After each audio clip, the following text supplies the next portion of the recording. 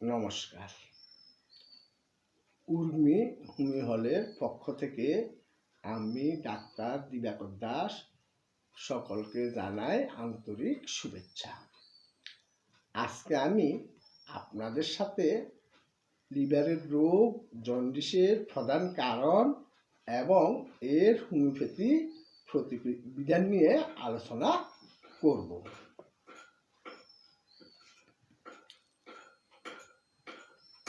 লিভারের রোগ, জন্ডিসের প্রধান কারণ। আমরা যা কিছুই খাই না কেন তা লিভারে প্রক্রিয়াজাত হয়। লিভার নানা কারণে রোগাক্রান্ত হতে পারে।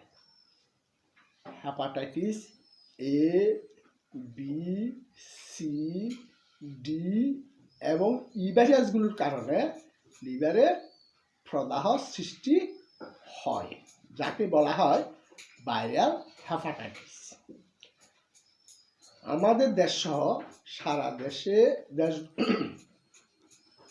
আমাদের দেশসহ সারা বিশ্বে জন্ডিসের প্রধান কারণ এই হেপাটাইটিস ভাইরাসগুলো। তবে উন্নত দেশগুলিতে অতিরিক্ত মদ্যপান জন্ডিসের একটি অন্যতম কারণ।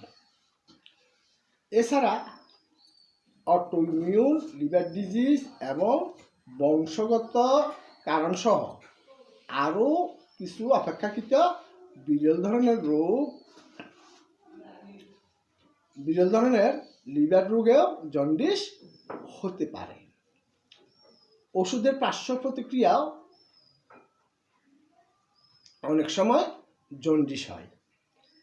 তাছাড়া থ্যালাসেমিয়া ও হিমোগ্লোবিন ই ডিজিজের মতো যে সমস্ত রোগে রক্ত ভেঙে যায় এবং পিত্তনালীর পাথর বা টিউমার এবং লিভার বা অন্য কোথাও ক্যান্সার হলেও জন্ডিস হতে পারে।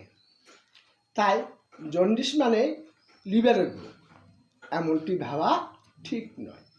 রক্তে বিলিরুবিনের মাত্রা বেড়ে গেলে জন্ডিস দেখা দেয়। এই ঘটনার প্রেক্ষিতে যেসব কারণ জানা গেছে আসুন তা জেনে নেই। লিভার প্রদাহ। লিভার প্রদাহে বিলিরুবিনের উৎপাদন বেড়ে যায়। ফলশ্রুতিতে রক্তে বিলিরুবিনের মাত্রা বেড়ে গিয়ে জন্ডিস সৃষ্টি হয়। পিত্তনালীর প্রদাহ। পিত্তনালীর প্রদাহে বিলিরুবিন শোষণ করতে ব্যাহত হয়। বিলিরুবিন বৃদ্ধি পেতে থাকে। পিত্তনালীর ব্লক। পিত্তনালীতে ব্লক হলে লিভার বিলিরুবিন সরাতে ব্যর্থ হয়, বেড়ে যায় জন্ডিসের সম্ভাবনা। Gilbert syndrome. এই অবস্থায় এনজাইমের কার্যকারিতা কমে যায়। এর ফলে ফিতে রেচনতন্ত্রের সমস্যা হয় এবং বিলিরুবিনের মাত্রা বেড়ে যায়। Dubin Johnson syndrome.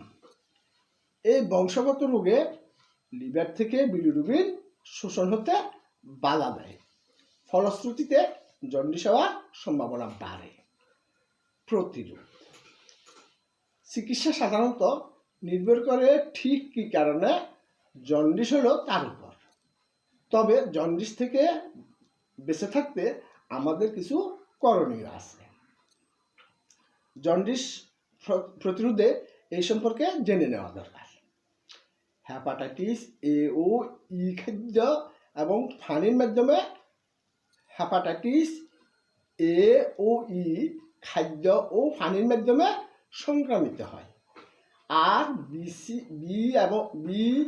সি এবং ডি দূষিত রক্ত, সিরিঞ্জ এবং আক্রান্ত ব্যক্তির সঙ্গে শারীরিক সম্পর্কের মাধ্যমে ছড়ায়। তাই সবসময় বিশুদ্ধ খাদ্য ও পানি খেতে হবে। শরীরে রক্ত নেওয়ার দরকার হলে অবশ্যই প্রয়োজনীয় স্ক্রিনিং করে নিতে হবে। ডিসপোজেবল সিরিঞ্জ ব্যবহার করাটাও খুব জরুরি। মদ্যপান থেকে বিরত থাকুন। কলকারখানার রাসায়নিক পদার্থ থেকে দূরে থাকুন। নেশাদ্রব্য গ্রহণ করা থেকে বিরত থাকুন। ব্যবহারকৃত ইঞ্জেকশন কিংবা নাক কান ফোড়ানোর সুই ব্যবহার করবেন না। যারা সেলুনে শেভ করেন তাদের খেয়াল রাখতে হবে যেন আগে ব্যবহার করা ব্লেড বা খুর আবারও ব্যবহার করা না হয়। নিরাপদ যৌন মিলন করুন। হোমিওপ্যাথিক প্রতিবিধান। হোমিওপ্যাথি চিকিৎসায় জন্ডিসের ঔষধ নির্বাচন করা খুব সহজ নয়। জন্ডিস চিকিৎসার ক্ষেত্রে উর্মি হল সর্বদা রোগের মূল কারণ শনাক্ত করতে এবং আপনাকে বিশ্বমানের হোমিওপ্যাথিক চিকিৎসা প্রদান করতে সাহায্য করে।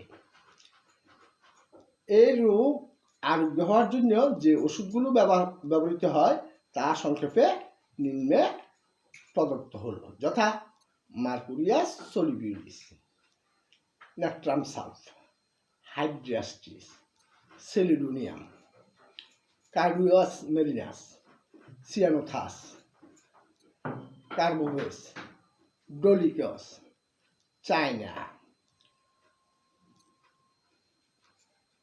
লাইকোভোডিয়াম, নাক্স ভূমিকা উল্লেখযোগ্য। তারপরও বিশেষজ্ঞ চিকিৎসকের তত্ত্বাবধানে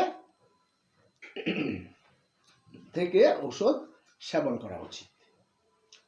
হোমিওপ্যাথিক চিকিৎসার সর্বোত্তম দিক হল এগুলো সম্পূর্ণরূপে প্রাকৃতিক এবং তাই কোনো পার্শ্ব প্রতিক্রিয়া নেই।